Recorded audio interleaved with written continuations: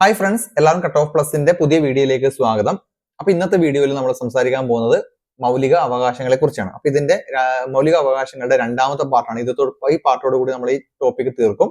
അപ്പൊ ഇതൊരു LDC degree പ്രിലിംസിന് വേണ്ടിയുള്ള റിവിഷൻ ക്ലാസ് ആണ്. അതുകൊണ്ട് നമ്മൾ സ്പീഡിൽ കാര്യങ്ങൾ പറഞ്ഞു പോകും. നിങ്ങൾ പഠിച്ചിട്ടുണ്ടാവും ഓൾറെഡി ഈ ടോപ്പിക്കുകൾ.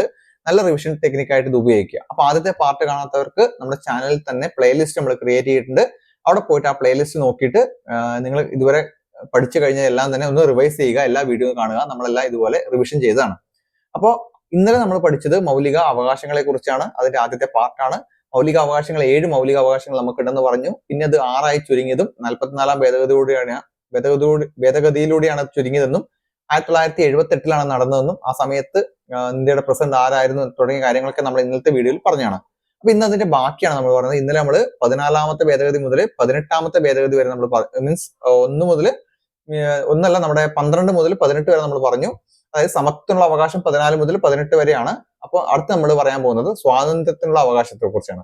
സ്വാതന്ത്ര്യത്തിനുള്ള അവകാശം 19ാമത്തെ ആർട്ടിക്കിൾ 19 മുതൽ 22 വരെ വരുന്ന സ്വാതന്ത്ര്യത്തിനെ കുറിച്ചുള്ള അവകാശത്തെ കുറിച്ചാണ് പറയുന്ന ആർട്ടിക്കിളെ കുറിച്ചാണ് പറയുന്നത്. സോ ആർട്ടിക്കിൾ 19 ആണ്. അപ്പൊ ഞാനിവിടെ നോക്കുക എന്താണെന്ന് നിങ്ങൾക്ക് അറിയാം. എന്റെ ലാപ്പ് നോട്ട് ഞാൻ പ്രിപ്പയർ ചെയ്ത് വെച്ചത് ഇവിടെയാണ്. സോ ആർട്ടിക്കിൾ 19 എന്ന് പറയുമ്പോൾ സ്വാതന്ത്ര്യത്തിനുള്ള അവകാശങ്ങൾ. ആർട്ടിക്കിൾ 19 പറയുന്നത് സ്വാതന്ത്ര്യത്തിനോട് വേണ്ടിയിട്ടുള്ള അവകാശമാണ്. അപ്പൊ ഇന്ത്യൻ ഭരണഘടന നമുക്ക് 19ാമത്തെ അനുച്ഛേദത്തിൽ എത്ര സ്വാതന്ത്ര്യം അനുവദിച്ചു തരുന്നു എന്ന് വെച്ചാൽ നമുക്ക് എത്രയാണ്? 6 സ്വാതന്ത്ര്യങ്ങൾ അല്ലെ? 6 സ്വാതന്ത്ര്യങ്ങൾ നമുക്ക് അനുവദിച്ചു തരുന്നു. ഇന്ത്യൻ ഭരണഘടന നമുക്ക് 19ാമത്തെ ആർട്ടിക്കിൾ പ്രകാരം സ്വാതന്ത്ര്യത്തിനുള്ള അവകാശമാണ് ഈ 19ാമത്തെ ആർട്ടിക്കിൾ. എത്ര സ്വാതന്ത്ര്യം? 6 തരത്തിലുള്ള സ്വാതന്ത്ര്യം നമുക്ക് അനുവദിച്ചു തരുന്നുണ്ട്. അപ്പൊ പെട്ടെന്ന് ആദ്യമായിട്ട് കേൾക്കുന്ന ഒരാൾക്ക് എന്താണ് എന്തൊക്കെയാണ് ഈ 6 സ്വാതന്ത്ര്യം തരുന്നതെന്നൊക്കെ മനസ്സിലാവില്ല. പക്ഷെ നിങ്ങളെ പോലെ നന്നായിട്ട് പഠിച്ചിട്ടിരിക്കുന്നവർക്ക് കൃത്യമായിട്ട് അറിയാം 6 സ്വാതന്ത്ര്യം എന്താണെന്ന് അറിയാം. 6 സ്വാതന്ത്ര്യം ഫസ്റ്റ് വരുന്നത് സംസാര സ്വാതന്ത്ര്യമാണ് അല്ലെ? നമുക്ക് എന്തും ലീഗലായിട്ട് നമുക്ക് സംസാരിക്കാനുള്ള സ്വാതന്ത്ര്യം എന്തുണ്ട്? നമ്മുടെ ഭരണഘടന നമുക്ക് അനുവദിച്ചു തരുന്നുണ്ട്. 2, സമാധാനപരമായും അല്ലെങ്കിൽ ആയുധങ്ങൾ ഇല്ലാതെയും ഒത്തുകൂടാനുള്ള സാഹചര്യം. ഓക്കെ, നമ്മൾ പല രാഷ്ട്രീയ പാർട്ടികളും സമ്മേളനങ്ങളൊക്കെ നടക്കുന്നത് ഈ ഒരു അധികാരത്തിന്റെ, ഈ ഒരു അവകാശത്തിന്റെ പേരിലാണല്ലോ. ആദ്യത്തേത് ലീഗലായിട്ട് മാത്രം അല്ലെങ്കിൽ നല്ല രീതിയിൽ മീൻസ് ആരെയും ദ്രോഹിക്കാതെ നമ്മുടെ സംസാരിക്കാനും അതുപോലെ ആവിഷ്കാര സ്വാതന്ത്ര്യം നമുക്ക് നൽകുന്നുണ്ട്. 2, സമാധാനപരമായി ഒത്തുകൂടാൻ നമുക്ക് സമ്മതിക്കുന്നുണ്ട്. 3, അസോസിയേഷനുകൾ ഫോം ചെയ്യാൻ വേണ്ടി, നമ്മുടെ കൂട്ടായ്മകൾ രൂപീകരിക്കാൻ വേണ്ടി പറയുന്നുണ്ട്. 4, ഇന്ത്യയുടെ പ്രദേശത്തുടനീളം സ്വതന്ത്രമായിട്ട് നിങ്ങൾക്ക് സഞ്ചരിക്കാം അല്ലെ? ഇന്ത്യയുടെ കേരളത്തിൽ നിന്ന് ജമ്മു കാശ്മീർ വേണമെങ്കിൽ നിങ്ങൾക്ക് ഫ്രീ ആയിട്ട് സഞ്ചരിക്കാം. അവിടെ ഒന്നും എന്തില്ല, യാതൊരു തടസ്സങ്ങളും നിങ്ങൾക്ക് നേരിടാൻ പാടില്ല എന്ന് ഇവിടെ പറയുന്നുണ്ട്, മൗലിക അവകാശത്തിൽ പറയുന്നുണ്ട്.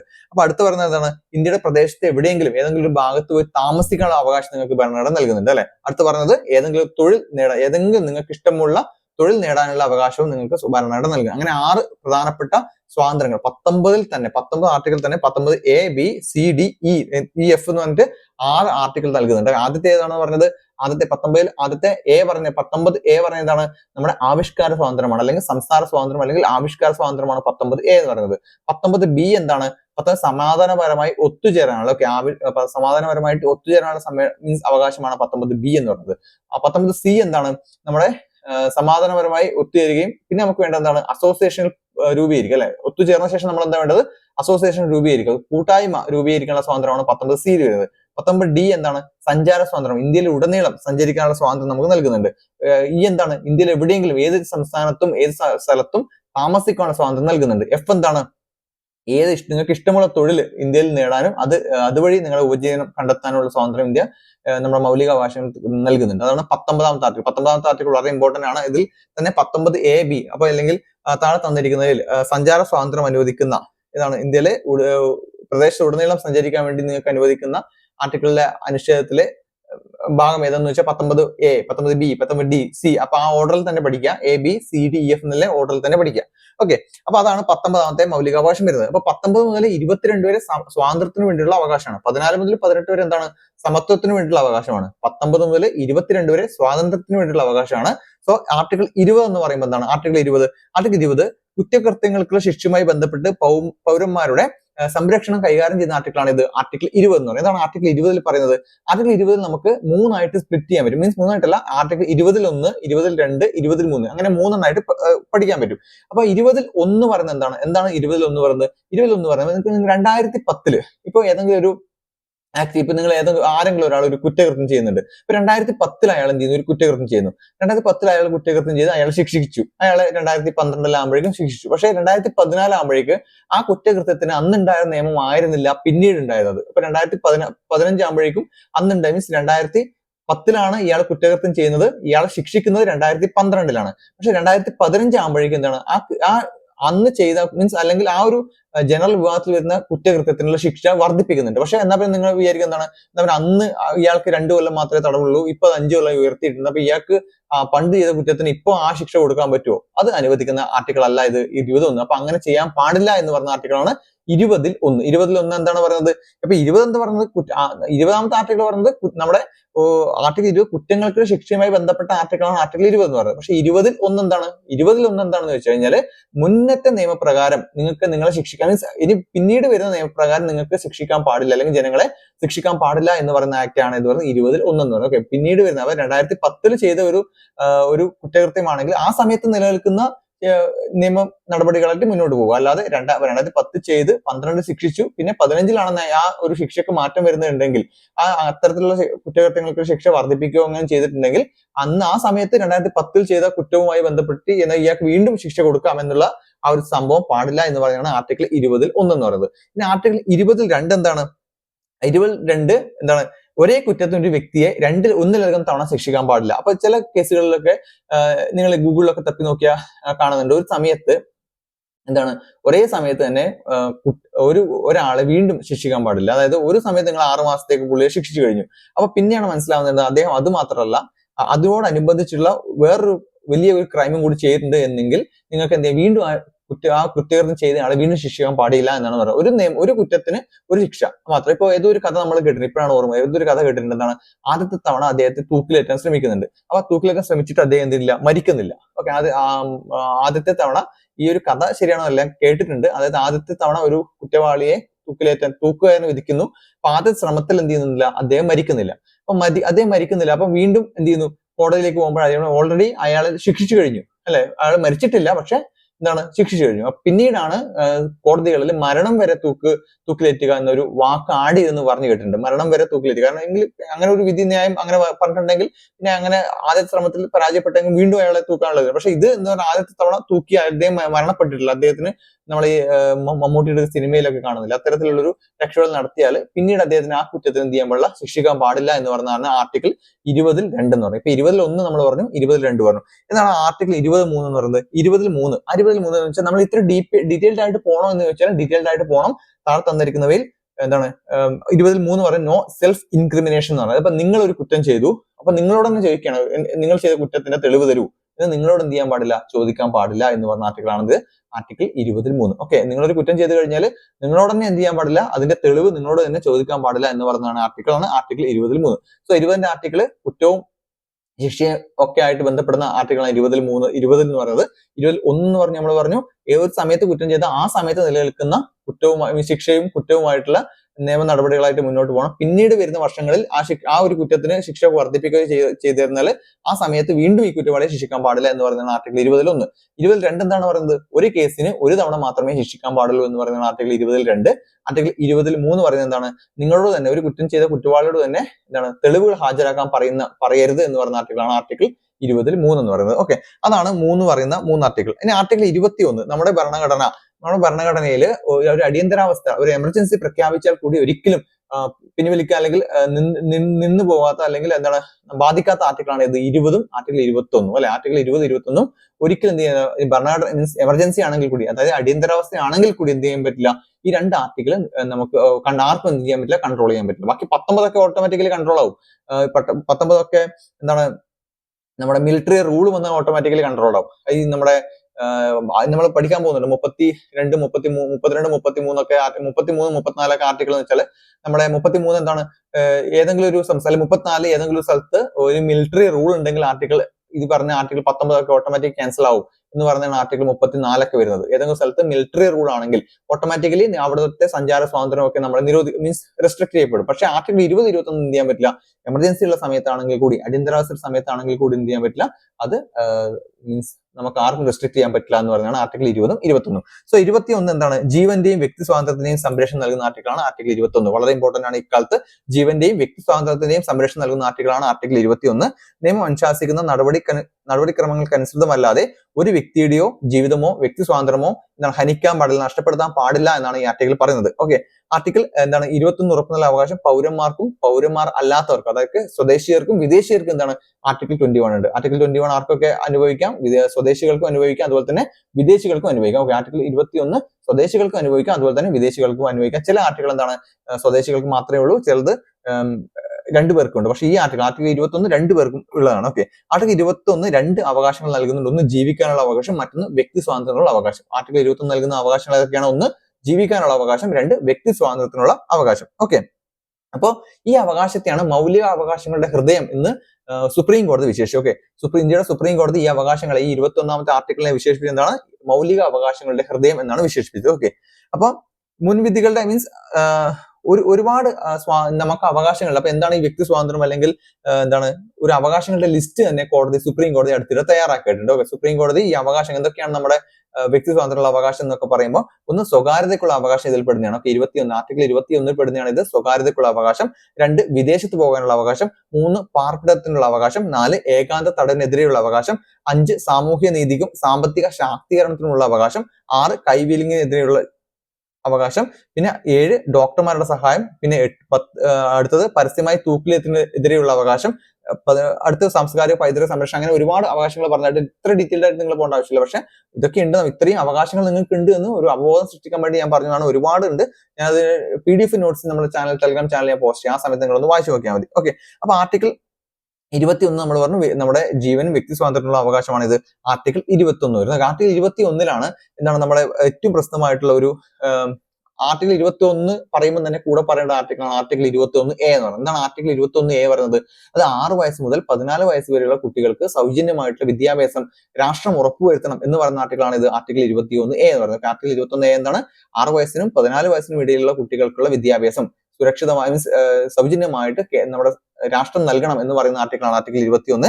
അത് ഏത് ഭരണഘടനാ ഭേദഗതിയിൽ ഉൾപ്പെടുത്തിയാണ്? 2002 86 ഭരണഘടനാ ഭേദഗതി. 86 ഭരണഘടനാ ഭേദഗതി 2002 ഉൾപ്പെടുത്തിയാണ് ഇത് 21A എന്ന ആർട്ടിക്കിൾ. 21A ആർട്ടിക്കിൾ എന്താണ്? നമ്മുടെ സൗജന്യമായിട്ടുള്ള വിദ്യാഭ്യാസം 6 വയസ്സ് മുതൽ 14 വയസ്സ് വരെയുള്ള കുട്ടികൾക്ക് സൗജന്യമായിട്ടുള്ള വിദ്യാഭ്യാസം ഉറപ്പുവരുത്തണം എന്ന് പറയുന്ന ആർട്ടിക്കിളാണ് ആർട്ടിക്കിൾ 21A. വർഷം അമെന്റ്മെന്റ് ചെയ്ത ആ വർഷത്തിൽ 2002 86ാമത്തെ അമെന്റ്മെന്റിലൂടെയാണ് ഇത് കൂട്ടിച്ചേർത്തതെന്ന കാര്യം മറക്കരുത്. നമ്മുടെ കുട്ടികളുടെ വിദ്യാഭ്യാസ അവകാശ നിയമം നിലവിൽ വന്നത് എപ്പോഴാണ്? 2010 ഏപ്രിൽ മാസം 1-ാം തീയതിയാണ്. ഓക്കെ, കുട്ടികളുടെ അവകാശ നിയമം നിലവിൽ വന്നത് 2010 ഏപ്രിൽ മാസം 1-ാം തീയതി. കുട്ടികളുടെ അവകാശ നിയമം കുട്ടികളുടെ വിദ്യാഭ്യാസ അവകാശ നിയമം നിലവിൽ വരുന്നത് 2010 ഏപ്രിൽ മാസം 1-ാം തീയതിയാണെന്ന കാര്യം മറക്കരുത്. ഓക്കെ, അടുത്ത ആർട്ടിക്കിൾ നമ്മളിപ്പോ 21 കഴിഞ്ഞു. ആർട്ടിക്കിൾ 22 എന്താണ് ആർട്ടിക്കിൾ 22? അപ്പോൾ ആർട്ടിക്കിൾ 22 അറസ്റ്റ് ചെയ്യപ്പെടുകയോ തടവിലാക്കപ്പെടുകയോ ചെയ്യുന്ന വ്യക്തികൾക്ക് നൽകുന്ന സംരക്ഷണമാണത് ആർട്ടിക്കിൾ 22 എന്ന് പറയുന്നത്. അപ്പൊ ആർട്ടിക്കിൾ 22 കുറച്ച് അറസ്റ്റ് ചെയ്യപ്പെടുക അതേപോലെ തന്നെ തടവിലാക്കപ്പെടുകയോ ചെയ്യുന്ന ആളുകൾക്ക് നൽകുന്ന സംരക്ഷണമാണ് ആർട്ടിക്കിൾ 22. അപ്പൊ ആർട്ടിക്കിൾ 22 നൽകുന്ന സംരക്ഷണം എന്തൊക്കെയാണെന്ന് വെച്ചാൽ, ഒന്ന് പ്രിവെന്റീവ് ഡിറ്റക്ഷൻ അല്ലെങ്കിൽ എന്താണ് ഒരു കരുതൽ തടങ്കൽ. ഓക്കെ, ഒരു ക്രിമിനൽ പ്രവൃത്തി നടത്തുകയോ സമൂഹത്തിന് ദോഷം വരുത്തുകയോ ചെയ്യുന്ന സംശയത്തിന്റെ അടിസ്ഥാനത്തിൽ മാത്രം ഒരാളെ പോലീസ് കസ്റ്റഡിയിൽ പാർപ്പിക്കുന്നതാണ് കരുതൽ തടങ്കൽ എന്ന് പറയുന്നത്. ഓക്കെ, അപ്പൊ ആരെയും ഈ ഒരു പോലീസിന് ഈ ഒരു ആർട്ടിക്കിൾ പ്രകാരം തന്നെ ആരെയും കരുതൽ തടങ്കൽ, ഇപ്പൊ എന്തെങ്കിലും ഒരു പരിപാടി നടക്കാൻ പോകണം, അപ്പൊ ആ പരിപാടിയിൽ നല്ല രീതിയിൽ പരിപാടി നടക്കണമെങ്കിൽ യാതൊരുവിധ പ്രശ്നമില്ലാതെ പരിപാടി നടക്കണമെങ്കിൽ ഒരാളെ കരുതൽ തടങ്കലിൽ വെക്കണം. പോലീസ് എന്ത് ചെയ്യാൻ? ആ അറസ്റ്റോ കാര്യങ്ങളോ ഒന്നുമല്ല, പോലീസിന്റെ കസ്റ്റഡിയിൽ വെക്കണം. എന്താണ് ആരുടെയും മജിസ്ട്രേറ്റിന്റെയോ കോടതിയുടെയോ അല്ലെങ്കിൽ വാറന്റോ മറ്റു കാര്യങ്ങളോ ഇല്ലാതെ തന്നെ ഈ ഒരു പോലീസിന് ഇയാളെ കസ്റ്റഡിയിൽ എടുക്കാൻ പറ്റും. അതാണ് കരുതൽ തടങ്കൽ എന്ന് പറയുന്നത്. ഓക്കെ, പിന്നെന്താണ് ആർട്ടിക്കിൾ 21 അറസ്റ്റ് ചെയ്ത് എന്തിനാണെന്നുള്ള അറിയാനുള്ള അവകാശം ഇയാൾക്കുണ്ട്. ഓക്കെ, ഈ 22ാമത്തെ ആർട്ടിക്കിൾ പ്രകാരം ഒരാളെ അറസ്റ്റ് ചെയ്യുകയാണെങ്കിൽ ആ അറസ്റ്റ് ചെയ്യുന്നത് എന്തിനാണ് എന്ന് അറിയാനുള്ള അവകാശം ഇയാൾക്കുണ്ട്. അതുപോലെ തന്നെ നമ്മുടെ അഡ്വക്കേറ്റിനെ കൺസൾട്ട് ചെയ്യാനുള്ള അവകാശം 22 പറയുന്നുണ്ട്. ഓക്കെ, ഒന്ന് അറസ്റ്റ് ചെയ്യാനുള്ള മീൻസ് അത് എന്തിനാണ് പുള്ളിനെ അറസ്റ്റ് ചെയ്യുന്നത് എന്ന് പറയാനുള്ള അവകാശം, എന്ന് അറിയാനുള്ള അവകാശം ആർക്കുണ്ട്? ഈ അറസ്റ്റ് ചെയ്യപ്പെടുന്ന വ്യക്തിക്കുണ്ട്. അതുപോലെ അഡ്വക്കേറ്റിനെ കാണാനുള്ള അവകാശം ഇദ്ദേഹത്തിനുണ്ട്. പിന്നെന്താണ് 24 മണിക്കൂറിനകം മജിസ്ട്രേറ്റ് മുമ്പിൽ എന്ത് ചെയ്യണം? ഹാജരാക്കിയിരിക്കണം. ഒരു വ്യക്തിയെ അറസ്റ്റ് ചെയ്താൽ 24 മണിക്കൂറിനകം നമ്മുടെ മജിസ്ട്രേറ്റ് മുന്നിൽ ഹാജരാക്കിയിരിക്കണം. അപ്പോൾ അങ്ങനെ ഒരു ക്വസ്റ്റ്യൻ വരാൻ ചാൻസ് ഉണ്ട്. എന്താണ്? അപ്പൊ താഴെ തന്നിരിക്കുന്ന പ്രസ്താവനയിൽ അല്ലെങ്കിൽ ഏത് ആർട്ടിക്കിളുമായിട്ടാണ് ബന്ധമുള്ളത്? ഒരാളെ അറസ്റ്റ് ചെയ്താൽ 24 മണിക്കൂറിനകം മജിസ്ട്രേറ്റിന് മുന്നിൽ ഹാജരാക്കിയിരിക്കണം എന്ന് ഉറപ്പ് നൽകുന്ന അല്ലെങ്കിൽ എന്ന് മീൻസ് നിഷ്കർഷിക്കുന്ന ആർട്ടിക്കിൾ ഏത് എന്ന് ചോദിച്ചാൽ ആർട്ടിക്കിൾ 21, 22, 23, 24 എന്ന് പറഞ്ഞാൽ അത് ആർട്ടിക്കിൾ 22 ആർട്ടിക്കിൾ 22 എന്ത് പറയുന്നത്? ഒരാളെ അറസ്റ്റ് ചെയ്ത് കഴിഞ്ഞാൽ 24 മണിക്കൂറിനുള്ളിൽ മജിസ്ട്രേറ്റ് മുന്നിൽ ഹാജരാക്കിയിരിക്കണം എന്ന് പറയുന്ന ആർട്ടിക്കിൾ 22 ഓക്കെ. അപ്പൊ അതാണ് 22 എന്ന് പറയുന്നത്. അപ്പൊ 22 തന്നെ ഡീറ്റെയിൽഡ് ആയിട്ട് പോയി കഴിഞ്ഞാൽ 22 1 22 ഡീറ്റെയിൽഡ് ആയിട്ടുണ്ട്. അപ്പൊ ആർട്ടിക്കിൾ 22 നമ്മൾ ഈ പറയുന്ന കാര്യങ്ങൾ പറയുന്നത്. ഒന്ന്, നമ്മുടെ എന്തിനാണ് അറസ്റ്റ് ചെയ്തത് എന്ന് പറയണം. 22 പറയുന്നത് എന്തിനാണ് അറസ്റ്റ് ചെയ്തത് എന്ന് അറിയിക്കണം. പിന്നെ അഡ്വക്കേറ്റിനെ കൺസൾട്ട് ചെയ്യാൻ അനുവദിക്കണം. രണ്ട്, മൂന്നാമത്തത് അറസ്റ്റ് ചെയ്ത ഉടനെ തന്നെ 24 മണിക്കൂറിനുള്ളിൽ മജിസ്ട്രേറ്റിന് മുമ്പിൽ ഹാജരാക്കണം. ഓക്കെ. അപ്പൊ അടുത്ത ആർട്ടിക്കിൾ 22 എന്താണ്? അപ്പൊ കരുതൽ തടങ്കൽ നിയമപ്രകാരം അറസ്റ്റ് ചെയ്യുന്ന പൗരന്മാർക്കും വിദേശികൾക്കും എന്തൊക്കെ അവകാശങ്ങളുണ്ട് എന്ന് പറയുന്നതാണ് ഇത് ആർട്ടിക്കിൾ 22 എന്ന് പറയുന്നത്. 22 എന്താണ്? കരുതൽ തടങ്കൽ പ്രകാരം അറസ്റ്റ് ചെയ്യുന്ന ആളുകൾക്കും അതുപോലെ വിദേശികൾക്കും എന്തൊക്കെ അവകാശങ്ങളുണ്ട് എന്ന് പറയുന്ന ആർട്ടിക്കിൾ 22 എന്ന് പറയുന്നത്. എന്താണ്? തടങ്കൽ 3 മാസത്തിലധികം നീളാൻ പാടില്ല. ഒരാൾ കരുതൽ തടങ്കൽ എടുത്തു കഴിഞ്ഞാൽ അതിൽ 3 മാസം എടുക്കും. അതിന്റെ കാലയളവ് എന്ന് പറയുന്നത് 3 മാസത്തിലധികം നീളാൻ പാടില്ല. രണ്ട്, നീളണമെങ്കിൽ ഹൈക്കോടതി ജഡ്ജി ഉൾപ്പെടുന്ന അഡ്വൈസറി ബോർഡ് അതിന് നിർദ്ദേശിക്കണം. ഹൈക്കോടതി ജഡ്ജി ഉൾപ്പെടുന്ന അഡ്വൈസറി ബോർഡ് എന്ത് ചെയ്യണം? ഒരാൾ കരുതൽ തടങ്കൽ എടുത്തു, 3 മാസം കഴിയാൻ പോവാണെങ്കിൽ നിങ്ങൾ പോലീസ് ഹൈക്കോടതിയിൽ പോയിട്ട് ഹൈക്കോടതി ജഡ്ജി അടക്കുന്ന ഒരു അഡ്വൈസറി ബോർഡ് എന്ത് ചെയ്യണം? അതിന് നിർദ്ദേശിക്കണം. ഓക്കെ. അപ്പോൾ അദ്ദേഹം ഈ കരുതൽ തടങ്കൽ വെക്കുന്ന ആളെ എന്ത് ചെയ്യണം? കാര്യം അറിയിച്ചിരിക്കണം. എന്തിനാണ് നിങ്ങൾ കരുതൽ തടങ്കലായത് എന്ന് അറിയിച്ചിരിക്കണം. എന്നാൽ പിന്നെ പൊതു താല്പര്യം പക്ഷെ എല്ലാ കേസിലും അങ്ങനെ അറിയിക്കണം എന്നില്ല. അത് പൊതു താല്പര്യത്തിന് വിരുദ്ധമാണെങ്കിൽ എന്ത് ചെയ്യണം? വിശദീകരണം പുള്ളിയെ പോലും എന്ത് ചെയ്യേണ്ട? അറിയിക്കേണ്ടതില്ല. പക്ഷെ നോർമൽ കേസിലാണെങ്കിൽ ഇപ്പൊ എന്തെങ്കിലും ഒരു പരിപാടി നടക്കാൻ പോവാണ്. അപ്പോൾ പരിപാടി നടക്കാൻ പോകുന്നത് ഇദ്ദേഹം അല്ലെങ്കിൽ ഇദ്ദേഹത്തിന്റെ കൂട്ടാളികളൊക്കെ ഇങ്ങനെ എന്തെങ്കിലുമൊക്കെ പ്രശ്നം ഉണ്ടാക്കാൻ പോകുന്നത് കൊണ്ടാണ് നിങ്ങൾ അറസ്റ്റ് ചെയ്തതെന്ന് നമുക്ക് പറയാൻ പറ്റുന്ന സാഹചര്യമാണെങ്കിൽ പറയുന്നതൊന്നും കുഴപ്പമില്ല. പക്ഷെ അങ്ങനെ പറഞ്ഞു കഴിഞ്ഞാൽ അതൊരു പൊതു പ്രശ്നമാവുമെങ്കിൽ, അത് പൊതുജനത്തിനെ ബാധിക്കുമെങ്കിൽ അങ്ങനെ പറയേണ്ട ആവശ്യമില്ല എന്നാണ് ആർട്ടിക്കിൾ 22 പറയുന്നത്. ഓക്കെ, അതാണ് ആർട്ടിക്കിൾ 22. സോ ആർട്ടിക്കിൾ 19 മുതൽ 22 വരെ സ്വാതന്ത്ര്യത്തിനുള്ള അവകാശമാണ്. 19 നമ്മൾ 6 സ്വാതന്ത്ര്യം പറഞ്ഞു, 21 വ്യക്തി സ്വാതന്ത്ര്യത്തെ കുറിച്ച് പറഞ്ഞു, 22 ഈ അറസ്റ്റുമായി ബന്ധപ്പെട്ട സ്വാതന്ത്ര്യത്തെ കുറിച്ച് പറഞ്ഞു. ഓക്കെ, അടുത്ത ആർട്ടിക്കിൾ 23, 24. എന്താണ് 23, 24 എന്ന് പറഞ്ഞാൽ ചൂഷണത്തിനെതിരെയുള്ള അവകാശമാണ്. ഇത് ആർട്ടിക്കിൾ 23, 24 ചൂഷണത്തിനെതിരെയുള്ള അവകാശമാണ്. ആർട്ടിക്കിൾ 23, 24. 23 എന്ന് പറയുമ്പോൾ എന്താണ്? 23 അടിമ കച്ചവടം നിർത്തലാക്കണം അല്ലെങ്കിൽ അടിമയുമായി ബന്ധപ്പെട്ട മീൻസ് അതിനെതിരെയുള്ള ആർട്ടിക്കിളാണ് ആർട്ടിക്കിൾ 23. ഓക്കെ, നിർബന്ധിത തൊഴില്, മനുഷ്യ കച്ചവടം എന്നിവ നിരോധിക്കുന്ന ആർട്ടിക്കിളാണ് ഇത് ആർട്ടിക്കിൾ 23. ഓക്കെ, അപ്പോ ആർട്ടിക്കിൾ 23 എന്താണ്?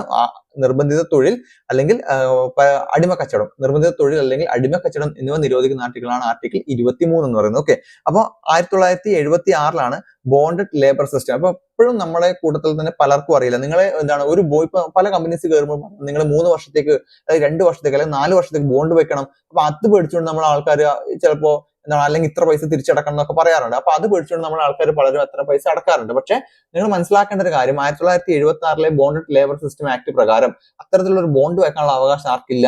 ഒരു കമ്പനീസിനും ഇല്ല. അങ്ങനെ വെച്ച് കഴിഞ്ഞാൽ നിങ്ങൾ കോടതിയിൽ പോയാൽ ഈസി ആയിട്ട് നിങ്ങൾക്ക് അത് വാങ്ങിച്ചെടുക്കാൻ പറ്റും. ചിലപ്പോൾ സർട്ടിഫിക്കറ്റോ കാര്യങ്ങളോ ഒക്കെ കൊടുത്തത് കൊണ്ടായിരിക്കാം അങ്ങനെ നമ്മൾ പേടിക്കുന്നത്. പക്ഷെ നിങ്ങൾക്ക് അത് ഈസി ആയിട്ട് കോടതിയിൽ പോയത് വാങ്ങിച്ചെടുക്കാൻ പറ്റും. സോ 23 എന്താണ്? അനധികൃതമായിട്ടുള്ള മനുഷ്യ കച്ചവടം അല്ലെങ്കിൽ നിർബന്ധിത തൊഴിൽ എന്താണ്? അത് രണ്ടും നിരോധിക്കുന്ന ആർട്ടിക്കിളാണിത്. നമ്മുടെ ആർട്ടിക്കിൾ 23 എന്ന് പറയുന്നത്. ഓക്കെ, 24 എന്താണ്? അത് ബാലവേല നിരോധിക്കുന്ന ആർട്ടിക്കിളാണ് ഇത് ആർട്ടിക്കിൾ 24. ആർട്ടിക്കിൾ 24 ബാലവേല നിരോധിക്കുന്ന ആർട്ടിക്കിളാണ്. വ്യവസായശാലകൾ, ഖനികൾ തുടങ്ങിയിട്ടുള്ള അപകടം പിടിച്ച മേഖലകളിൽ കുട്ടികൾ 14 വയസ്സ് വരെയുള്ള കുട്ടികളെ പണിയെടുപ്പിക്കുന്നതിനാണ് എന്ത് പറയുന്നത്? പണിയെടുപ്പിക്കാൻ നിരോധിക്കുന്നതിനാണ് എന്ത് ആർട്ടിക്കിൾ 24 പറയുന്നത്. ഓക്കെ, പക്ഷെ ഇത്രയും സ്ഥലത്ത് അത് നിരോധിക്കുന്ന ആർട്ടിക്കിൾ ഏതാണ്? അത് നിയമം ഏതാണ്? 1986 ചിൽഡ്രൻസ് പ്രൊട്ടക്ഷൻ ആക്ട് ആണ്. Child labour prohibition and regulation act. Child labour prohibition and regulation act ആണ് 1986. Child labour prohibition and regulation act ആണ് 1986 നിയമം വരുന്നത്.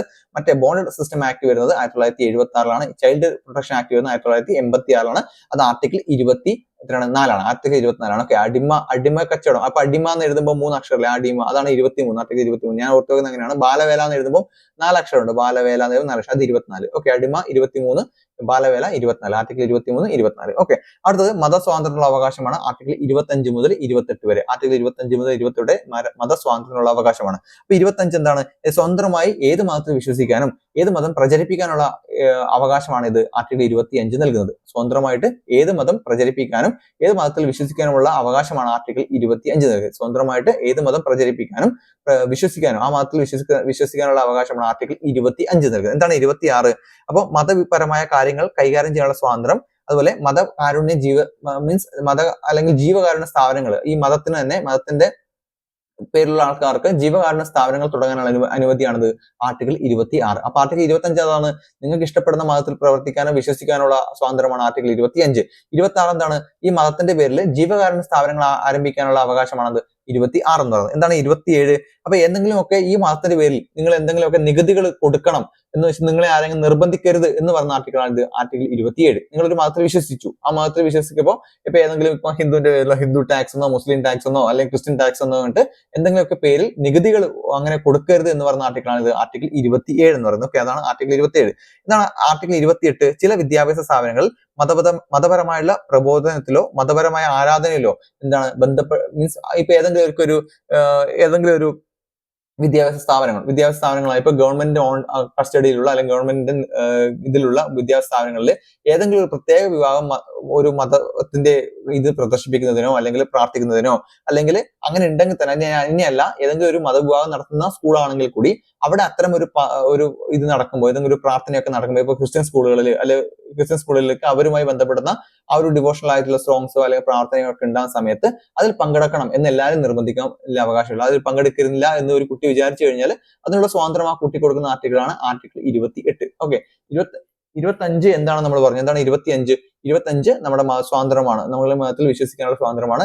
26 എന്താണ് ഈ മതത്തിന് ജീവകാരുണ്യ സ്ഥാപനങ്ങൾ തുടങ്ങാനുള്ള അവകാശമാണ്. 27 മതത്തിന്റെ പേരിൽ പൈസ ടാക്സ് ആയിട്ടൊന്നും അടക്കേണ്ടതില്ല എന്ന് പറഞ്ഞ മീൻസ് എന്നതിനെതിരെയുള്ള അവകാശമാണ് ആർട്ടിക്കിൾ 27.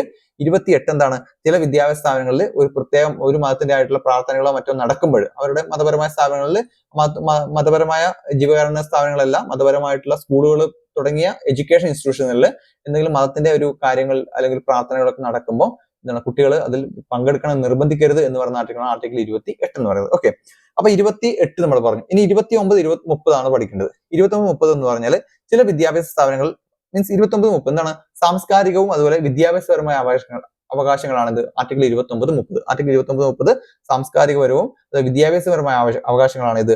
ന്യൂനപക്ഷ വിഭാഗങ്ങളുടെ അവകാശങ്ങൾ സംരക്ഷിക്കുന്ന ആർട്ടിക്കിളാണ് ഇത് നമ്മുടെ ആർട്ടിക്കിൾ 29. ന്യൂനപക്ഷ വിഭാഗങ്ങളുടെ അവകാശങ്ങൾ ഇങ്ങനെ തന്നെ PSC ചോദിച്ചിട്ടുണ്ട്. ന്യൂനപക്ഷ വിഭാഗങ്ങളുടെ അവകാശങ്ങൾ സംരക്ഷിക്കുന്ന ആർട്ടിക്കിളാണ് ആർട്ടിക്കിൾ 29. ഓക്കെ, ന്യൂനപക്ഷ വിഭാഗങ്ങളുടെ അവകാശങ്ങൾ സംരക്ഷിക്കുന്ന ആർട്ടിക്കിളാണ് ഇത് ആർട്ടിക്കിൾ 29. ന്യൂനപക്ഷ വിഭാഗങ്ങളുടെ അവകാശങ്ങൾ സംരക്ഷിക്കുന്ന ആർട്ടിക്കിളാണ് ആർട്ടിക്കിൾ 29. അപ്പൊ ആർട്ടിക്കിൾ 30 എന്താണ് അതേ ന്യൂനപക്ഷ വിഭാഗങ്ങളുടെ അവകാശം സംരക്ഷിക്കുന്ന ആർട്ടിക്കിൾ തന്നെയാണ്. അത് എന്തിന്റെ മതത്തിന്റെ പേരിലുള്ള നമുക്ക് പറയാം. 29 പറയുന്നത് സാംസ്കാരികവും വിദ്യാഭ്യാസപരമായ ആർട്ടിക്കിൾ 29 ന്യൂനപക്ഷങ്ങളുടെ ഭാഷ, ലിപി, സംസ്കാരം എന്നിവയ്ക്കുള്ള സംരക്ഷണമാണ് ഇത് ആർട്ടിക്കിൾ 29. ഓക്കെ, ന്യൂനപക്ഷങ്ങളുടെ ഭാഷ, ലിപി, കൾച്ചർ തുടങ്ങിയവയ്ക്കുള്ള സംരക്ഷണമാണ് ആർട്ടിക്കിൾ 29. ന്യൂനപക്ഷങ്ങളുടെ ഭാഷ, ലിപി, സംസ്കാരം എന്നിവയ്ക്കുള്ള സംരക്ഷണമാണ് ആർട്ടിക്കിൾ 29. ഓക്കെ, 30 എന്താണ് ഈ ന്യൂനപക്ഷങ്ങൾക്ക് നമ്മുടെ രാജ്യത്തുള്ള ന്യൂനപക്ഷങ്ങൾക്ക് സ്വന്തമായിട്ട് അല്ലെ അവരുടെ ഇഷ്ടത്തില് എഡ്യൂക്കേഷൻ ഇൻസ്റ്റിറ്റ്യൂഷൻസ് തുടങ്ങാനുള്ള അവകാശമാണ് ഇത് ആർട്ടിക്കിൾ 30 കൊടുക്കുന്നത്. 29 കൊടുക്കുന്നതാണ് അവരുടെ സംസ്കാരം, ലിപി, അതുപോലെ തന്നെ സംസ്കാരം, ലിപി, ഭാഷ തുടങ്ങിയവ സംരക്ഷിക്കുന്ന ആർട്ടിക്കിളാണ് ആർട്ടിക്കിൾ 29. 30 എന്താണ് ഭാഷാ ന്യൂനപക്ഷങ്ങൾക്ക് സ്വന്തം ഇഷ്ടപ്രകാരം എഡ്യൂക്കേഷൻ ഇൻസ്റ്റിറ്റ്യൂഷൻസ് തുടങ്ങാനുള്ള അവകാശമാണ് ആർട്ടിക്കിൾ 30 തരുന്നത്. ഓക്കെ, അതാണ് 29, 30. 29, 30 എവിടെ കേട്ടാലും ഓർത്തോളൂ അത് ന്യൂനപക്ഷങ്ങളുമായി ബന്ധപ്പെട്ടാണ്. 29 എന്ന് പറയുന്നതാണ് ഭാഷ, ലിപി, സംസ്കാരം.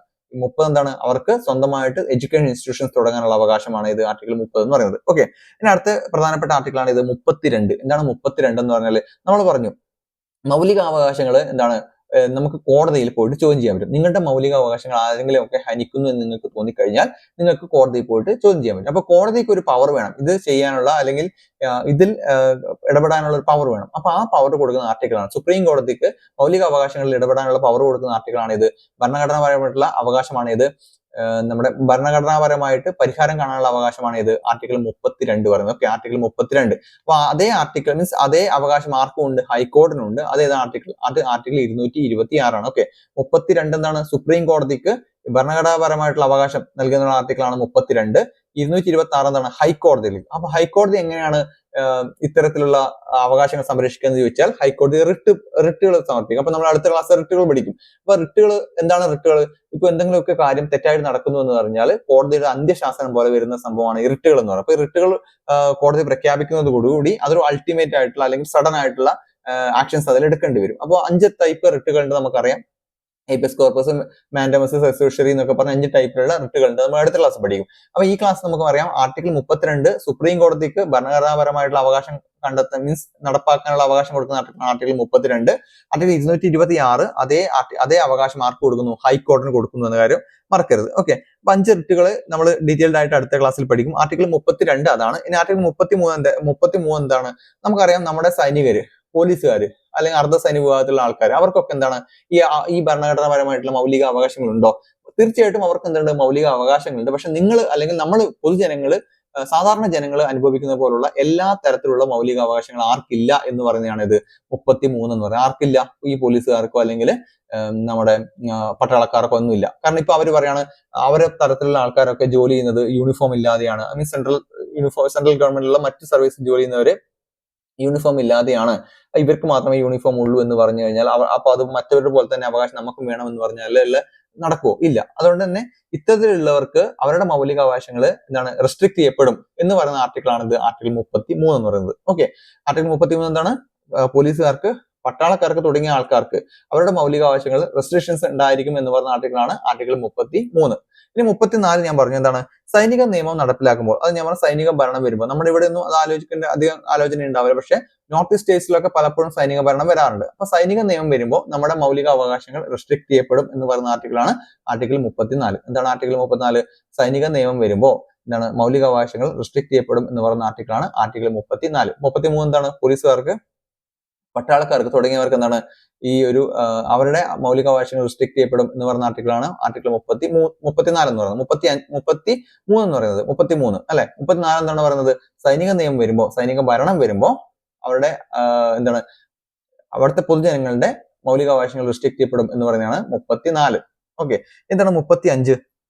ആർട്ടിക്കിൾ 35 ഈ ആർട്ടിക്കിൾ മൗലികാവകാശം സംബന്ധിച്ച നിയമങ്ങൾ ഉണ്ടാകാൻ പാർലമെന്റിന് അധികാരം നൽകുന്നു. ഓക്കെ, അപ്പോൾ ഇത്തരത്തിലുള്ള ഈ ആർട്ടിക്കിൾ മൗലിക അവകാശങ്ങൾ സംബന്ധിച്ച നിയമങ്ങൾ ഉണ്ടാക്കാൻ വേണ്ടിയിട്ട് പാർലമെന്റിന് അവകാശം നൽകുന്നതാണ് ആർട്ടിക്കിൾ 35. അതൊക്കെ ചോദിക്കാൻ ചാൻസ് ഉള്ള ക്വസ്റ്റൻ ആട്ടോ. നോക്കിക്കോ, മൗലിക അവകാശങ്ങൾ ഉണ്ടാക്കാൻ പാർലമെന്റിന് അവകാശം നൽകുന്ന ആർട്ടിക്കിൾ ഏത്? മൗലിക അവകാശങ്ങൾ ഉണ്ടാക്കാൻ പാർലമെന്റിന് അധികാരം നൽകുന്ന ആർട്ടിക്കിൾ ഏത്? നമ്മളെല്ലാം പഠിച്ചു പോയിട്ടുണ്ടാവും, പക്ഷേ ഈ 35 നമ്മൾ പഠിച്ചിട്ടുണ്ടാവില്ല. പക്ഷെ ആർട്ടിക്കിൾ 35 ആണ് ഇത് ആൻസർ വരുന്നത്. മൗലിക അവകാശങ്ങൾക്ക് ഉള്ള സംബന്ധിച്ച നിയമങ്ങൾ ഉണ്ടാക്കാൻ വേണ്ടി പാർലമെന്റിന് അധികാരം നൽകുന്ന ആർട്ടിക്കിളാണ് ആർട്ടിക്കിൾ 35 എന്ന് പറയുന്നത്. ഓക്കെ, അപ്പൊ അടുത്തതായിട്ട് പറയുന്നത് ഇന്ത്യൻ ഭരണഘടനയുടെ ആണിക്കല്ല്, മാഗ്ന കാർട്ട, അതുപോലെ തന്നെ എന്താണ് ആധാരശില എന്നിങ്ങനെയൊക്കെ അറിയപ്പെടുന്ന എന്താണ്? നമ്മുടെ ഫണ്ടമെന്റൽ റൈറ്റ്സ് ആണ്, അല്ലെങ്കിൽ മൗലിക അവകാശങ്ങളാണ്. മൗലിക അവകാശങ്ങളുടെ സംരക്ഷകൻ എന്നറിയപ്പെടുന്നത് എന്താണ്? സുപ്രീം കോടതിയാണ്. മൗലിക അവകാശങ്ങളുടെ സംരക്ഷകൻ എന്നറിയപ്പെടുന്നത് സുപ്രീം കോടതി. മൗലിക അവകാശങ്ങളുടെ സംരക്ഷകൻ എന്നറിയപ്പെടുന്നത് സുപ്രീം കോടതിയാണ്. ഓക്കെ, അപ്പൊ ഭരണഘടനയുടെ ഹൃദയവും ആത്മാവും എന്ന് എന്താണ് മൗലികാവകാശങ്ങളിൽ മൗലികമായത് എന്നിങ്ങനെയൊക്കെ നമ്മുടെ അംബേദ്കർ വിശേഷിപ്പിച്ച ആർട്ടിക്കിൾ ഏതാണ്? അത് ആർട്ടിക്കിൾ 32 ആണ്. ഓക്കെ, ഭരണഘടനയുടെ ഹൃദയവും ആത്മാവും, ഭരണഘടനയുടെ ഹൃദയവും ആത്മാവും, അതുപോലെ മൗലികാവകാശങ്ങളിൽ ഏറ്റവും എന്താണ് മൗലികമായത് എന്നൊക്കെ അംബേദ്കർ വിശേഷിപ്പിച്ച ആർട്ടിക്കിൾ 32 ആണ്. ഓക്കെ, അപ്പൊ മൗലിക അവകാശങ്ങളുടെ നമ്മുടെ പൗരന്മാരുടെ മൗലിക അവകാശങ്ങൾ നിയന്ത്രിക്കുന്നതിനുള്ള അവകാശമുള്ളത് ആർക്കാണ്? നമ്മുടെ പൗരന്മാരുടെ മൗലികാവകാശങ്ങൾ നിയന്ത്രിക്കാനുള്ള അവകാശമുള്ളത് പാർലമെന്റിനാണെന്ന കാര്യം മറക്കരുത്. ഓക്കെ, അപ്പൊ അടിയന്തരാവസ്ഥ ഘട്ടത്തിൽ പോലും നിരോധിക്കാൻ പറ്റാത്ത ആർട്ടിക്കിൾ എത്രയാണ്? ഞാൻ പറഞ്ഞു 20, 21 ആണ്. ഓക്കെ, 20, 21 അടിയന്തരാവസ്ഥ ഘട്ടത്തിൽ പോലും എന്ത് ചെയ്യാൻ പറ്റില്ല? നിരോധിക്കാൻ പറ്റില്ല. മൗലിക അവകാശങ്ങൾ ഉൾപ്പെടുന്ന പാർട്ട് എത്രയാണ്? പാർട്ട് 3 ആണ്. പാർട്ട് 3യിലാണ് നമ്മുടെ മൗലിക അവകാശങ്ങൾ ഉൾപ്പെടുന്നത്. ഓക്കെ, മൗലിക അവകാശങ്ങളുടെ അടിസ്ഥാന ശില എന്നറിയപ്പെടുന്ന ആർട്ടിക്കിൾ ഏതാണ്? ആർട്ടിക്കിൾ 21 ആണ്. ഓക്കെ, മൗലിക അവകാശങ്ങളുടെ അടിസ്ഥാന ശില എന്നറിയപ്പെടുന്ന ആർട്ടിക്കിൾ 21 ആണ്. ഓക്കെ, അപ്പം സുവർണ ത്രികോണം എന്നറിയപ്പെടുന്ന ആർട്ടിക്കിൾസ് ഉണ്ട്. അത് ഏതൊക്കെയാണ്? ആർട്ടിക്കിൾ 14, 19, 21. ഓക്കെ, സുവർണ ത്രികോണം എന്നറിയപ്പെടുന്ന ആർട്ടിക്കിൾസ് ആർട്ടിക്കിൾ 14, 19, 21. അത് മൂന്ന് നമ്മൾ എക്സ്പ്ലെയിൻ ചെയ്തതാണ്, ഒന്നുകൂടെ കേട്ടു നോക്കുക.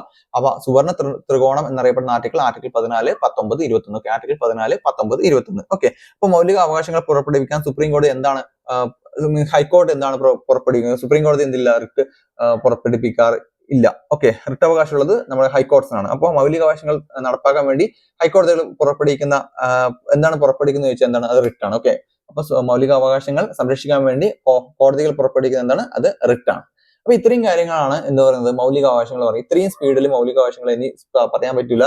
അപ്പൊ ഇത്രയും പറഞ്ഞു കഴിഞ്ഞാൽ നമ്മുടെ ഏറ്റവും ബേസിക് ആയിട്ടുള്ള പോയിന്റ്സ് പഠിച്ചാണ്. ഏറ്റവും ബേസിക് ആയ പോയിന്റ്സ് മാത്രമല്ല, എല്ലാ ആർട്ടിക്കിളും നമ്മൾ ഡിസ്കസ് ചെയ്ത് വന്നു.